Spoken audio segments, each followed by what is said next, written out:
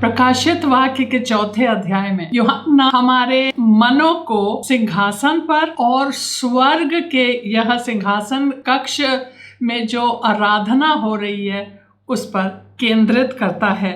लेकिन अब जब हम लोग 5वें अध्याय में आते हैं तो यूहन्ना अब हमारा जो मन है हमें सिंहासन पे बैठे हुए परमेश्वर के ऊपर और वध किए हुए मेमने के ऊपर और स्वर्ग में और पृथ्वी के उत्साही आराधना पर हमारे मनों को केंद्रित करता है। अब आइए हम सब जानें कि ये सारा उत्साह का कारण क्या है।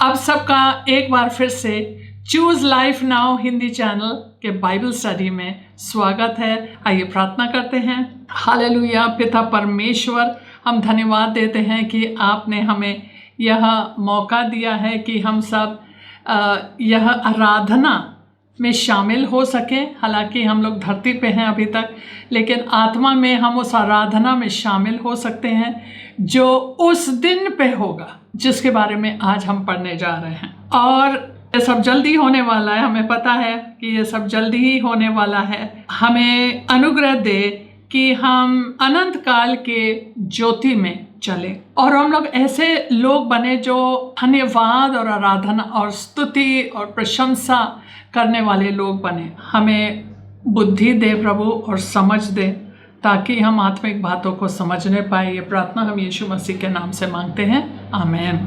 आमीन। तो 5वें अध्याय, प्रकाशित वाक्य के 5वें अध्याय, पहला पद। जो सिंहासन पर बैठा था, मैंने उसके दाहिने हाथ में एक पुस्तक देखी जो भीतर और बाहर लिखी हुई थी और वह 7 मोहर लगाकर बंद की गई थी। अब यहाँ पर यूहन्ना हमारे मनों को केंद्रित करता है सिंहासन ही पे नहीं, लेकिन सिंहासन पे बैठे हुए कौन है? परमेश्वर। वो तो हमने पहले अध्याय में देखा, ऐसे अद्भुत ज्योति, ऐसे रंग, ऐसे जीवित ज्योति जो मतलब कि हर तरफ से अलग अलग रंग, वो समझा ही नहीं पा रहे थे। जो लोग कहे हैं कि हम लोग स्वर्ग को देखे हैं, यीशु मसीह हम लोग को लेके गए, वो उस चीज़ को समझा नहीं सकते क्योंकि कौन से चीज़ों के साथ अब वर्णन करेंगे। लेकिन अब हम देख रहे हैं कि जो सिंहासन पे बैठे हुए परमेश्वर खुद है और उनके दाहिने हाथ में एक स्क्रोल है जो कि एक पत्री है।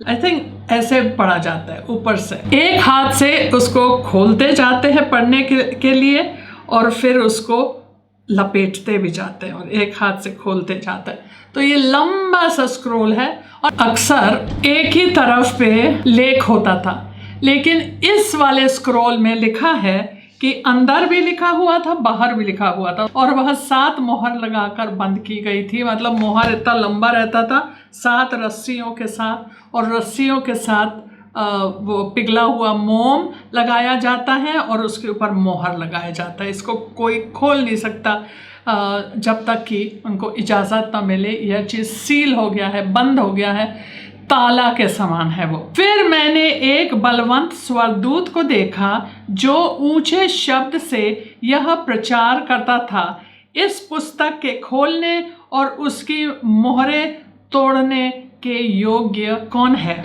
अब एक चीज़ और मैं बताना चाह रही हूँ इससे पहले कि हम आगे बढ़े। लेकिन अब ये पत्री है कि यीशु मसीह ने अपने स्वर्गारोहण से पहले बोला था कि सारा अधिकार स्वर्ग में और पृथ्वी पे हमें दिया गया। मतलब सारा हर चीज़ का वारिस वो हो गया। यीशु मसीह आखिरी आदम है, राइट। पहला आदम को सारा अधिकार दिया गया था, लेकिन अब दूसरे आदम को भी अधिकार दिया गया है, स्वर्ग में भी पृथ्वी पे भी। पहले आदम को पृथ्वी पे अधिकार दिया गया था। तो यह एक कानूनी दस्तावेज है। इंग्लिश में टाइटल डीड बोलते हैं। टाइटल डीड मतलब किसी जमीन, किसी भूमि के हिस्से के टाइटल डीड मतलब यह स्वामित्व का प्रमाण देता है और यह एक कानूनी दस्तावेज है, कानूनी कागज़ है और फुल कानूनी है, राइट। कोई भी जाके उसके ऊपर हक नहीं जमा सकता है। हाँ, सो वह चीज़ें इस पत्री में लिखी हुई थी। लेकिन वैसे तो हम लोग को साफ साफ कोई बताएगा नहीं कि इसमें क्या लिखा है।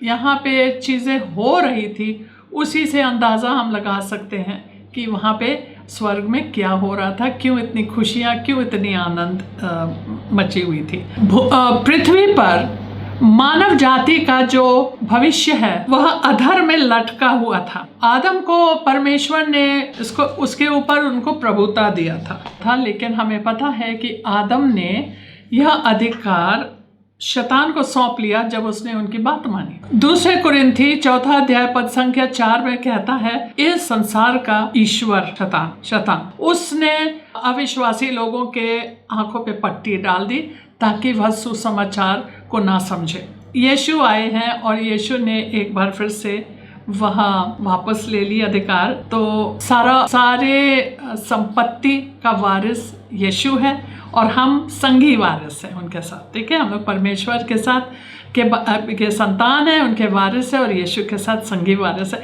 इसलिए सारे संत, सारे लोग, सारे प्राचीन इतने खुश कि मत्ती के 4 अध्याय पद संख्या 9 में जब यीशु मसीह का उपवास रखे थे और शैतान ने एक परीक्षा ये था, उसने कहा देखो ये सारे राष्ट्र, इस संसार के सारे राष्ट्र, और देखो ये उसका वैभव, ये सब मैं तुझे दे दूंगा अगर तू मेरे सामने दंडवत हो जाए। दूसरे पद, फिर मैंने एक बलवंत स्वर्गदूत को देखा जो ऊंचे शब्द से यह प्रचार करता था, इस पुस्तक के खोलने और उसकी मोहरें तोड़ने के योग्य कौन है।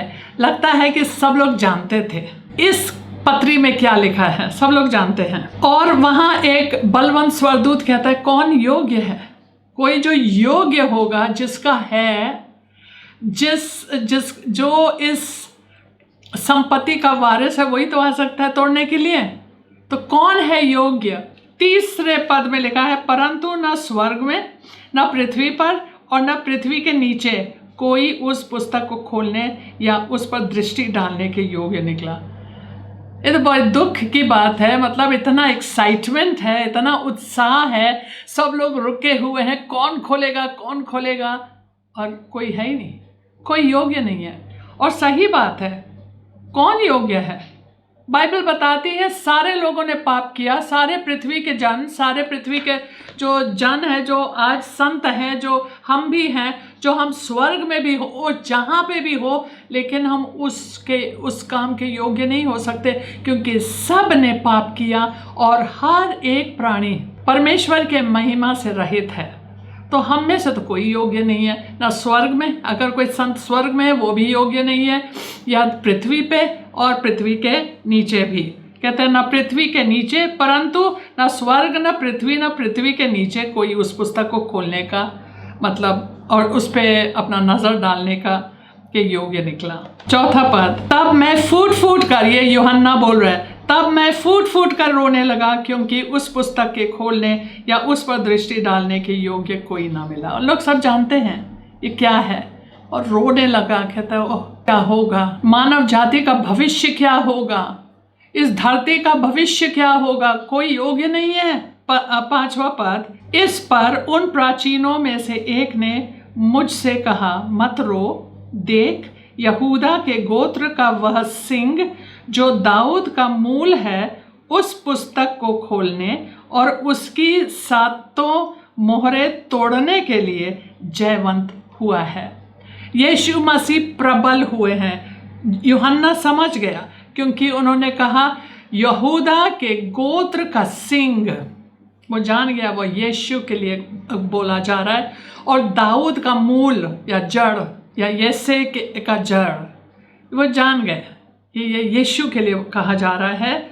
सो उन्होंने कहा कि वह प्रबल हुआ है, वह जयवंत हुआ है, और इसलिए उनको यह सम्मान क्या, ये उसका अधिकार है, दिया जाएगा, और वह इस सारी चीज़ों को, ये 7 मोहरों को खोलने के लिए वह योग्य है।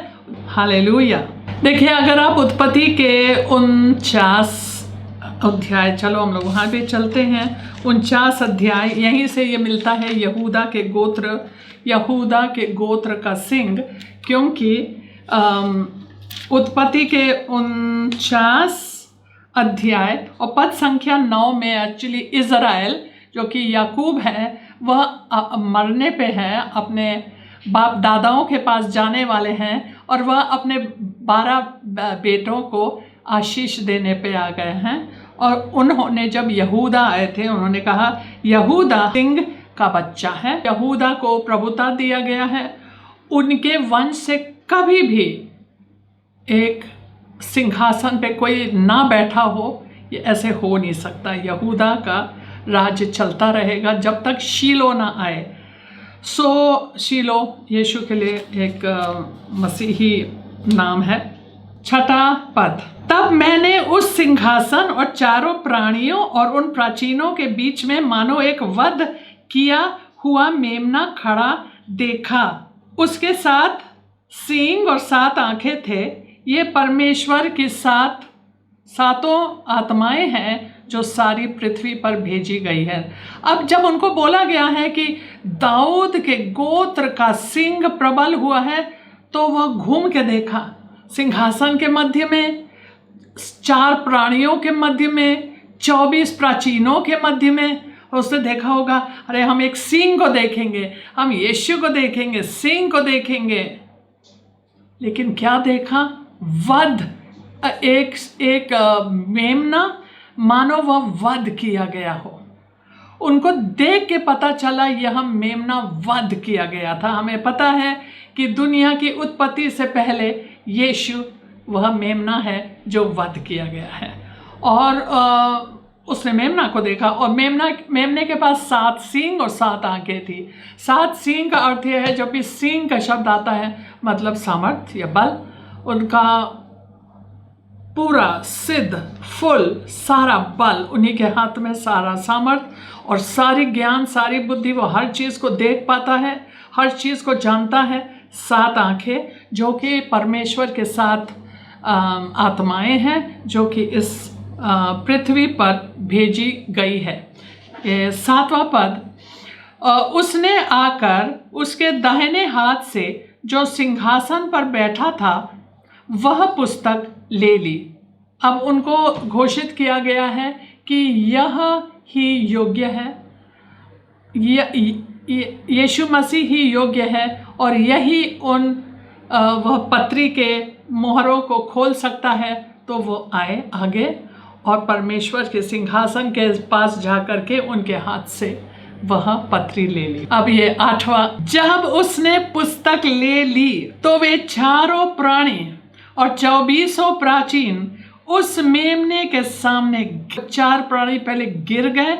उनमें से हर एक के हाथ में वीणा और धूप, जो पवित्र लोगों की प्रार्थनाएं हैं, से भरे हुए सोने के कटोरे थे। वे यह नया गीत गाने लगे। यहाँ पे बताया जा रहा है कि ये लोग गिर गए, 4 प्राणी और 24 प्राचीन यीशु के सामने गिर गए और उनकी आराधना करने लगे। क्या करें, आराधना ही तो करना होगा, ऐसी चीज़ है। आराधना के अलावा हम क्या कर सकते हैं? यह वह क्षण है और यह उत्साह जो है वह इतना अत्यधिक था उस जगह पे कि उन लोग फूट फूट के गीत गाने लगे, खुल के स्वतंत्र होके गीत गाने लगे। लिखा है वह यीशु ही योग्य है, वही योग्य है और कोई योग्य है ही नहीं। हमारे सम्मान के योग्य है, हमारी आराधना के योग्य है, हमारे सारे प्रेम, हमारी सेवा के योग्य है, हमारे सारे विश्वास के योग्य है। लेकिन इन लोग के हाथ में, जब वो लोग सब गिरे हैं प्राचीन, उन लोग के हाथ में वीणा भी थी और उन लोग के हाथ में सोने के कटोरे थे, उसमें धूप था। और ये धूप क्या था? संतों की प्रार्थनाएं। हम लोगों को कभी लगता है यीशु परमेश्वर आपने मेरी प्रार्थना नहीं सुनी। परमेश्वर के सिंहासन के सामने आपकी प्रार्थनाएं हैं। अगर सच्चाई, सत्य से और आत्मा के द्वारा किया गया है, प्रार्थना वहाँ है। तो यह है कि वे सब नया गीत गाने लगे और गीत को सुनिए। तू इस पुस्तक के लेने और इसकी मोहरें खोलने के योग्य है, क्योंकि तूने वध होकर अपने लहू से हर एक कुल और भाषा और लोग और जाति में से परमेश्वर के लिए लोगों को मोल लिया है और उन्हें हमारे परमेश्वर के लिए एक राज्य और याजक बनाया है और वे पृथ्वी पर राज्य करते हैं। समय आ गया है, शैतान का समय खत्म हो गया है। उनका ये जो धरती पे लीज था जो 6000 साल समाप्त हो गया है और अब वह समय आ गया है कि हम राज्य करें यीशु के साथ, क्योंकि यीशु अपना धर्मी राज्य इस धरती पे स्थापित करने जा रहे हैं और इस दुनिया के सारे दुष्टता को और सारे दुष्ट राज्यों को और सरकारों को समाप्त करने जा रहे हैं और उनकी सरकार आएगी और वह राज्य करेगा। ऐसे लगता है सपना है, ऐसे लगता है कहानी है, ऐसे लगता है ओहो हो क्या बड़ी कल्पना है। कल्पना नहीं है, अगर बाइबल में लिखा है होगा, क्योंकि यहाँ पे एक भी भविष्यवाणी ऐसा नहीं है जो अभी तक पूरा नहीं हुआ और ये होने पे है। सारे चीज़ें अब समाप्त होने पे है, इसलिए चौकस रहें। समय आ गया है यीशु का राज्य। नबूकदनेस्सर का सपना जो उसने देखा वही चीज़ अब होने पे है। तो एक नया राज्य यीशु स्थापित करेंगे, धर्मी राज्य, और हम उनके साथ, जिन्होंने उन पे विश्वास किया, हम उनके साथ अब राज्य करेंगे। तो बहुत उत्साह है, बहुत उत्साह है स्वर्ग में। यह एक महत्वपूर्ण समय है, क्षण है। सारी सृष्टि इस क्षण और इस समय की प्रतिज्ञा के लिए 6000 साल रुके हुए हैं और वो समय आ पहुंची है और लोग इतने खुश हैं, इतने खुश हैं कि उनके खुशी जो है उसका कोई वर्णन नहीं किया जा सकता है। हर एक संत, हर एक लोग, तो ये लोग की गीत को सुनिए, कहते हैं तू ही योग्य है, तू ही योग्य है, तू वध हुआ और तेरे लहू के बहने से तुमने किसका उद्धार किया? हर एक कुल से, हर एक कुल, हर एक कुल, हर एक भाषा, हर एक राष्ट्र, हर एक लोग, हर एक जाति। वहाँ पे कोई जातिवाद नहीं हो सकता है। ये नहीं कह सकते तू किस जात का हो, सब जात आएंगे वहाँ पे। हर एक जात में से, हर एक जात में से जिसने यीशु को स्वीकारा, हर एक भाषा बोलेंगे, हर एक भाषा, हालेलुया, हर एक भाषा, हर एक जात, हर एक कुल, हर एक राज्य वहाँ पे शामिल होंगे। वहाँ पे उनके प्रतिनिधि होगा। छोटा राज्य होगा, छोटे कम लोग होंगे, ज़्यादा होंगे, लेकिन होंगे सब वहाँ पे। Praise the Lord. तो वो गीत गाते हैं, कहता है कि तूने उन लोग को राजा भी बनाए। ये हम लोगों ने प्रकाशित वाक्य के पहले अध्याय पद संख्या 6 में भी देखा कि उन्होंने हमें अपने पापों से अपने लहू के द्वारा छुड़ा दिया है और हमें राजा और याजक बनाए हैं अपने परमेश्वर के लिए। और यहाँ पे भी वही चीज़ बोला जा रहा है, और वे पृथ्वी पर राज्य करते हैं। 11 पद, जब मैंने देखा तो उस सिंहासन और उन प्राणियों और उन प्राचीनों के चारों ओर बहुत से स्वर्गदूतों का शब्द सुना, जिनकी गिनती, अभी तक तो 4 प्राणी और 24 प्राचीन गा रहे थे, लेकिन अब उनके साथ और भी लोग जुड़ गए। कौन है? स्वर्गदूतों की सुंदर सुंदर मधुर आवाज़। अब उन लोग की आवाज़ें आ रही हैं। कहते हैं उनके अलावा स्वर्गदूतों का शब्द सुना, जिनकी गिनती लाखों और करोड़ों की थी। वाह, क्या सब लोग गीत गा रहे हैं, लाखों करोड़ों लोग यीशु के गीत गा रहे हैं, स्वर्गदूतों की आवाज़ें। ऑसम। तो वो लोग भी जुड़ गए, स्वर्गदूतों भी जुड़ गए। 12 पद, और वे ऊंचे शब्द से कहते थे, अब इन लोग की गीत, वध किया हुआ मेमना ही सामर्थ्य और धन और ज्ञान और शक्ति और आदर और महिमा और धन्यवाद के योग्य है। वही योग्य है इन सब चीज़ों के लिए, हर चीज़ के योग्य यीशु ही है। जब यीशु का समय आया, क्रूसित होने का समय आया, तो कहते हैं कि उन्होंने क्रूस को नज़रअंदाज की, क्योंकि उनके सामने, उन्होंने अपने सामने वह महिमा रखी जो उनकी थी। तो उसी चीज़ को सोच सोच के कि कोई बात नहीं, ये सब चीज़ें होना है। जब एक स्त्री वो बच्चा जनने का समय आ जाता है, वो सोचती है कोई बात नहीं, दर्द होगा, अभी डर भी लग रहा है, सब कुछ ओहो हॉरिबल, अभी बहुत ख़राब है, लेकिन इसके बाद बच्चा होगा, एक बेटा होगा, और इसके बाद आनंद ही आनंद। अरे थोड़ा और तकलीफ़ होगा, फिर एक बेटा होगा, एक मेरा बच्चा होगा, मेरा होगा। सो वैसे ही यीशु को उनको क्रूस के रास्ता ही पे चलना था।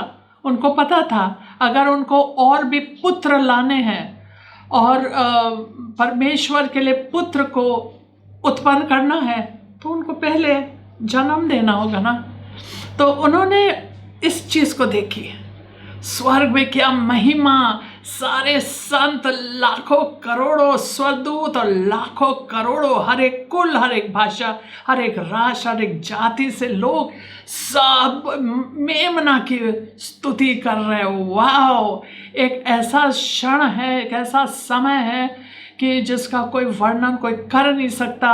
लेकिन यूहन्ना कोशिश कर रहा है, क्योंकि उनने वो गीत सुना, तो वो गीत भी सुना रहा है कि स्वर्गदूत ने ये गीत गाया तेरा, फिर मैंने स्वर्ग में और पृथ्वी पर और पृथ्वी के नीचे और समुद्र की सब सृजी हुई वस्तुओं को और सब कुछ को जो उनमें है, यह कहते सुना, जो सिंहासन पर बैठा है उसका और मेमने का धन्यवाद और आदर और महिमा और राज्य युगान युग रहे। आमीन।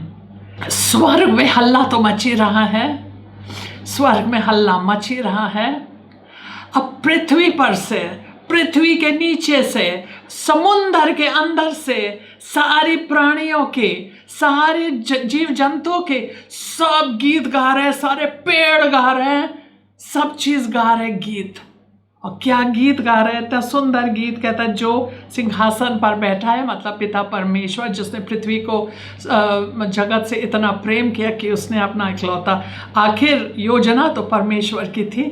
और चारों प्राणियों ने आमीन कहा और प्राचीनों ने गिरकर दंडवत किया। Hallelujah, praise the Lord.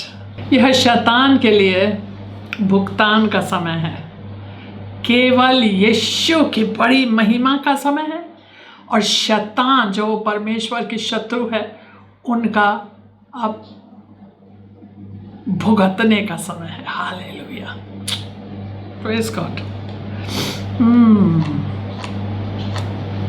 आइए प्रार्थना करते हैं, सर झुकाएं, प्रार्थना करते हैं।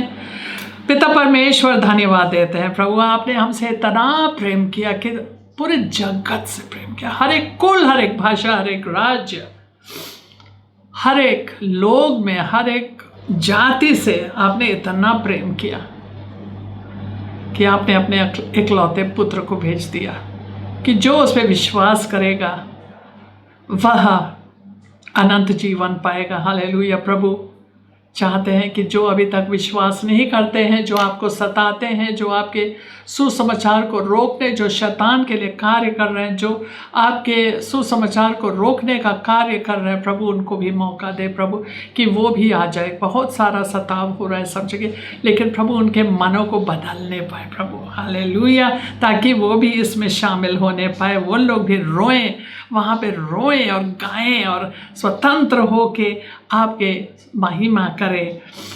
और यीशु, आप तो योग्य हो, हर एक चीज़ के योग्य हो, उन सारे 7 मोहरों को तोड़ने के योग्य हो। सारी महिमा, सारी आशीष, सारे सामर्थ, सारी आशीष, सारे हमारी आराधना के योग्य हो।